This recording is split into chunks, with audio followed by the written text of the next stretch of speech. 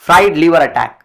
You must have heard about this opening, or maybe you have played this opening. But have you heard this thing that the first game in the history of chess where the fried liver attack was played was in 1610?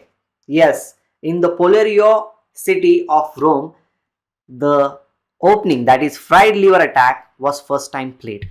And the game which I am going to show you is that game. So guys, be there with me till the end because this is going to be a classic checkmate.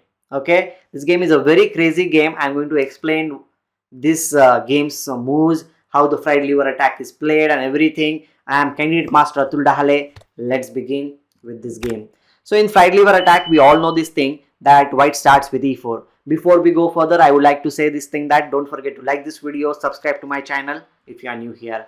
White player is Polerio, Cesare, and black player is Domenico. As I mentioned earlier, 1610 was the year when this was played. Black will play e5, knight f3, knight c6, bishop to c4. This is the starting position, you can say, or we are going towards the fried liver attack. It is not yet there. Black has plenty of options in this position. Bishop c5, bishop e7, or even d6 is also there. But if black wants to invite the fried liver attack, he will play knight f6. And now in this position, black is inviting knight g5. And here white player played knight g5, attacking the pawn on f7 square. And this is the starting position of fried liver attack, you can say. Black needs to play d5 in order to save the pawn on f7. Okay, that's fair enough. And here white will capture, e captures d5. Well, there are different alternatives in this position, but the fried liver attack goes like this: knight captures on d5 and you capture the pawn on f7, sacrificing your knight. Okay, but what is the best alternative in this position? Currently, b5 is considered as the best move. I'm going to talk about this thing in more detail in next video, so stay tuned for that thing. Okay, for now we are going to check what happens after knight captures d5. Knight into f7, sacrificing the knight. King captures f7, and now white player played queen f3 check. The idea is, if you move the king anywhere, the knight on d5 is going to fall, and if you want to save the knight, you need to come towards the center of the board. And he is inviting king to e6 square. Now again, the knight on d5 will be attacked by knight c3 move. He played like this. Now black player thought like, okay, what's the big deal? I'm going to save the knight on d5 by playing knight c e7. But by playing all these moves, what is really happening is white is developing each and every piece with the tempo. Earlier on this move, he developed the queen on f3 with a tempo of attacking and capturing the knight on d5.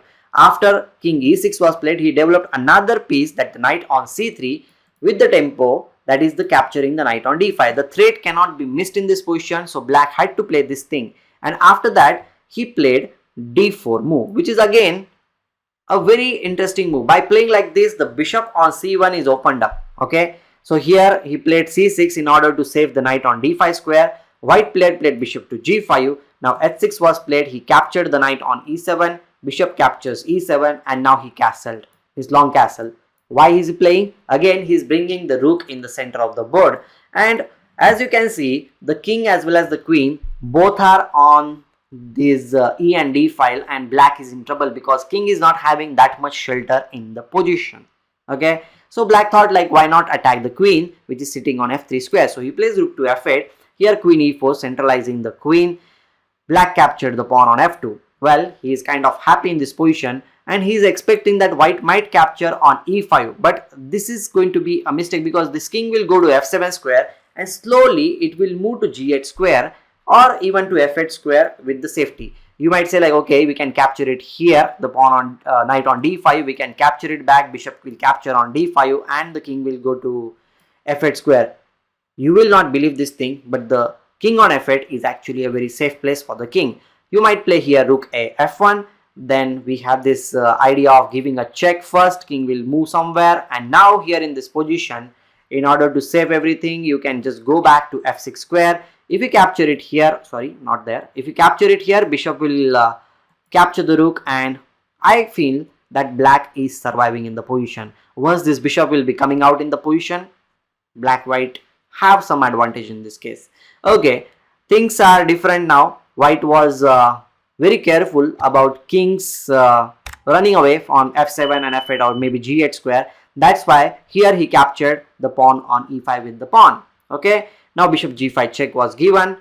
After bishop g5 check, king to b1, and now he played rook to d2. Of course, the knight on d5 was under attack. Black could have saved the game maybe with the move like king e7, going away from all these kind of threats and trying to bring the bishop in the game via bishop to e6 or even bishop f5, trying to capture the pawn on c2. But as they say, fortune favors the brave. Black played rook to d2 square. And as I said earlier, this game was played way back in 16th century, you can say.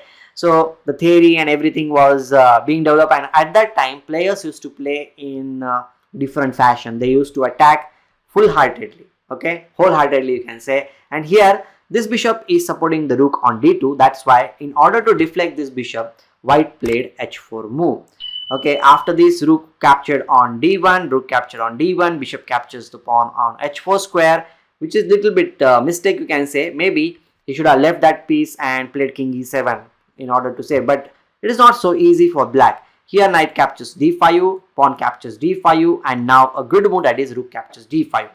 Okay, by playing like this, there are threats. Discard attacking threats are there. Queen is under attack. Where to place the queen? So he plays the queen on g5 square, and now here comes the discovered attack. Check. The bishop is giving the check. King went to e7 square. Now he played this rook to g6. Queen is under attack. The pawn on g7 is also under attack. He played queen to d2, and now rook into g7 check. King f8 was played. Rook g8 check. King to e7 and queen h7 led to check and mate. The pawn on e7 played a big role, supporting or you can say controlling these two squares. Bishop also played a big role ever since the start. So this was the first game which was played in this opening. I hope that you enjoyed this game, and do share this game with your friends, because this is the first game played in fried liver opening, you can say. And for more content, do watch for next videos, previous videos also, and I'll be meeting very soon.